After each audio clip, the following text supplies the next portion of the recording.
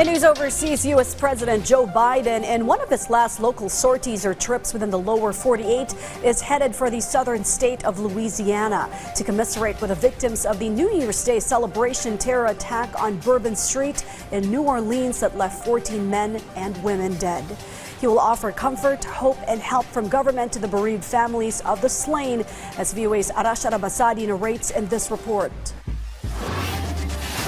Closed-circuit video captures the moment when 42-year-old U.S. Army veteran Shamsuddin Jabbar rammed his truck into crowds of people early New Year's Day in New Orleans. A black Islamic State banner was recovered from the truck, prompting the FBI to investigate this as an act of terror.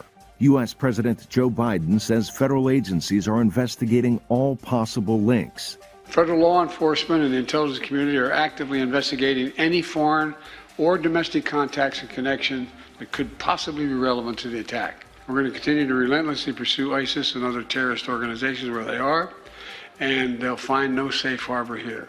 14 people died in the attack and dozens were injured. Jabbar suffered a fatal gunshot wound after opening fire on police. The FBI says Jabbar stashed improvised explosive devices, or IEDs, in drink coolers, one of which they say he placed at a busy intersection. The Department of Homeland Security says this is another case of what it calls homegrown violent extremism.